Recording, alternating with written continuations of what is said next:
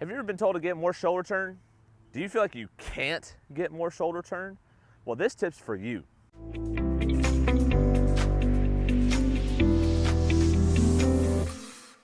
Most golfers that I see on the driving range are trying to get as much shoulder turn as they can, and they've been fed bad information about not rotating their hips in the backswing and trying to create an X-factor twist and resist the hips and stuff like that.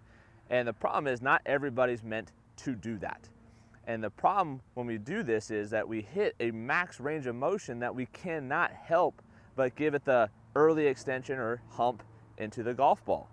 And so what happens here is when I talk about a max range of motion would be if I held a golf shaft against my hips and one across my shoulders, tried to hit my mic, and I create just a turn in my shoulders, right? And so let's say this is as far as I can rotate my shoulders going back.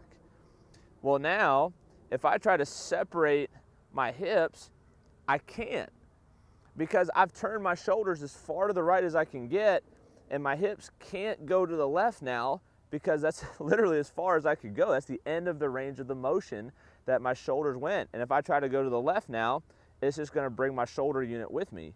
And it's gonna also make me start to throw my pelvis because I can't get into better posture. So instead of trying to get this huge shoulder turn, get a lot of hip turn and feel like both of them move at the same time to start, and then finish with a little bit of extra shoulders, so that now when you start your downswing move, you haven't hit the max range as far as how far your shoulders can turn versus your hips, but you've created a lot more turn using your hips instead of your shoulders. And now I can separate my lower from my shoulders without giving it the early extension. And this is where it gets a lot of golfers in their downswings where they give it the old early extension into the golf ball, is because they're trying to keep this still but turn as much as they can with their shoulders, and we simply don't have the range of motion. And TPI has a great test for this, which I'm sure you've probably seen, where they have you hold your hip still and then try and rotate, oh, that was a bad one, try and rotate your shoulders without moving your hips, right? And we all have a certain range of motion. I haven't seen an amateur golfer get very far with that turn, that turning test.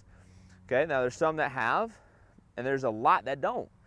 And so if I'm supposed to get a maximum range of shoulder turn and not use my hips, I can't get it done. And that's where a lot of golfers struggle in their downswing. It is because now they've gotten to here, either they don't turn far enough back, because this is as far as they'll go, and then they come over the top, or we get stuck here and then they try to separate, and that separation leads into a bump up of the left shoulder, hips into the golf ball shank. So the moral of the story in this drill is if I held a stick on my hips, and you can put it through your belt loops if you want, and I held a stick up on my shoulders, try and make them both move at the same time so they're twisting together, and then finish with the shoulders getting a little bit farther apart from the hips. And now I can create a little more turn in that downswing without it having to be that motion. And so a lot of golfers, I think, underestimate how to get that turn to go with their lower body, because I can stand here and not really use the ground and just twist my hips really fast and not really produce anything. And so the best way I have you feel a good turn from your hip would be to try and feel like you're kicking your foot away, like you're kicking somebody in the butt. Kick your foot away from your pelvis, that direction. And by doing that motion with your foot in the ground, glued to the ground, it'll throw your pelvis back. And so that's the reason why we want to get that feeling. Because doing this with our foot will make our pelvis move backwards. As opposed to, and if you've ever been that guilty victim of starting your downswing, losing your back foot, that's why your back foot slides away from you, behind you.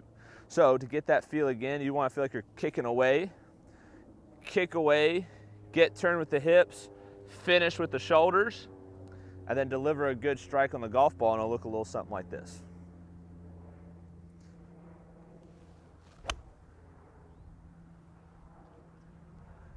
So give this tip a try. If you like what you see, subscribe to my channel and leave a comment below with what you like.